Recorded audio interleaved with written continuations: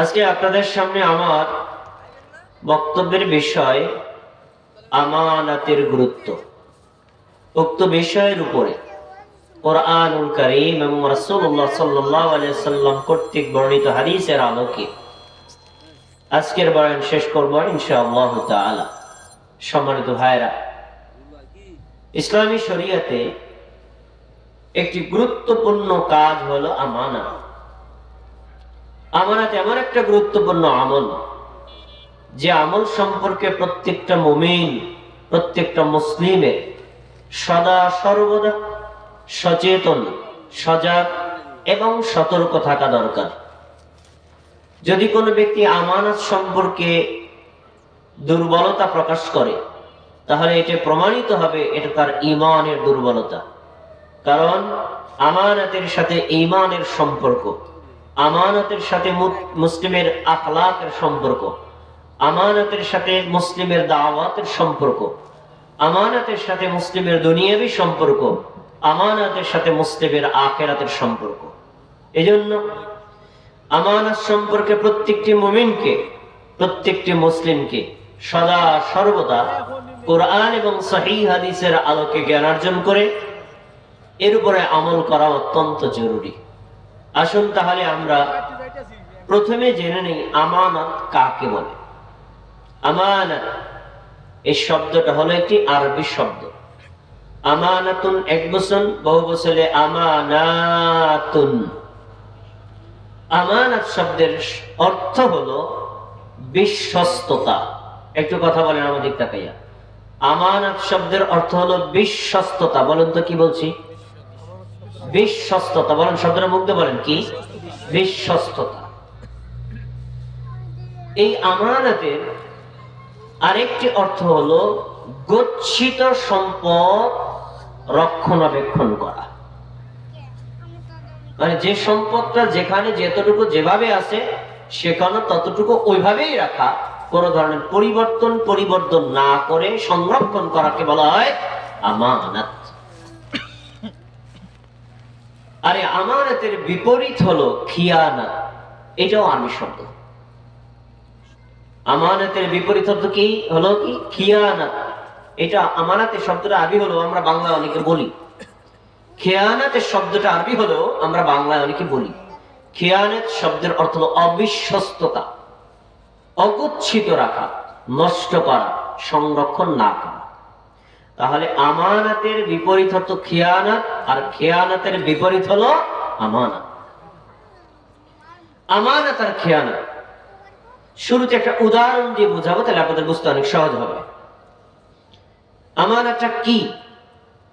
আমানত হলো যেই বস্তু যেখানে যতটুকু যেভাবে রাখা দরকার, এখানে সেই বস্তু ততটুকু সেভাবে রাখা। আর খেয়ানত হলো এটাকে পাল্টাই দেওয়া। বোঝানোর জন্য বলছি, আমাদের তাকায় কথা বুঝতে হয়।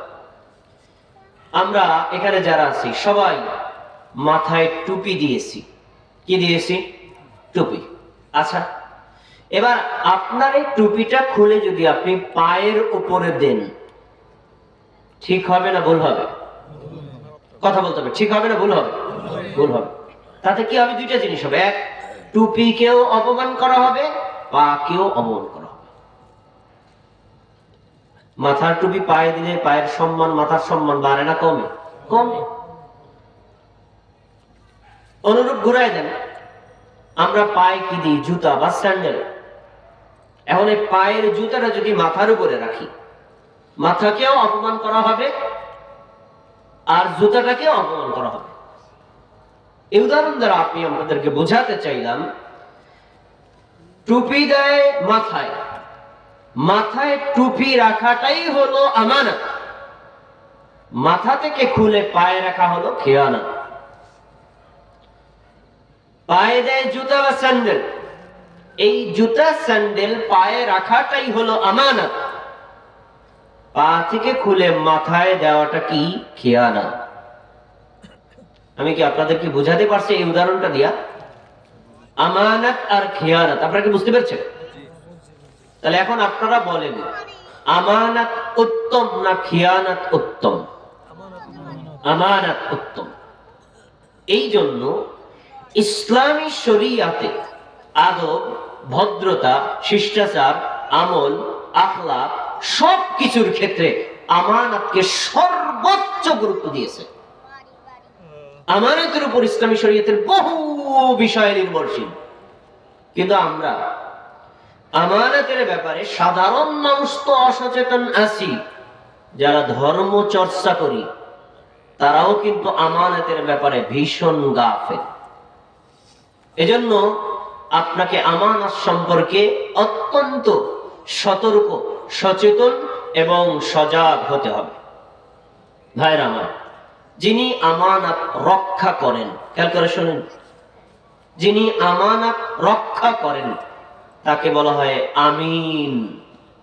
আমাদের দেশে জমিন ভাবে তাকে কি বলে? কি বলে?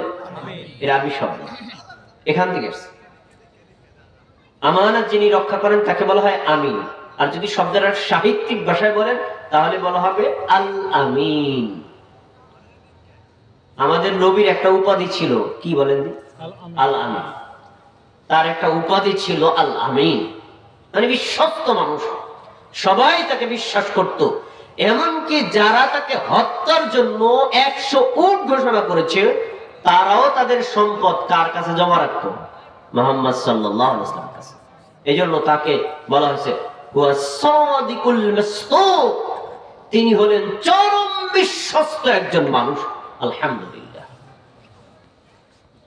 আর আমানতের যিনি খেয়ানত করেন তাকে বলা হয় খাইনুন, খেয়ানতকারী, গাশুন, প্রতারক, খাদ্দাউন, ধোঁকাবাজ।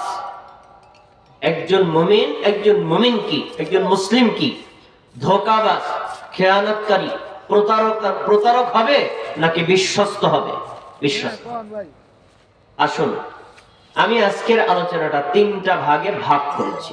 প্রথম ভাগ আমানতের গুরুত্ব কোরআন হাদিসের আলোকে। দ্বিতীয় ভাগ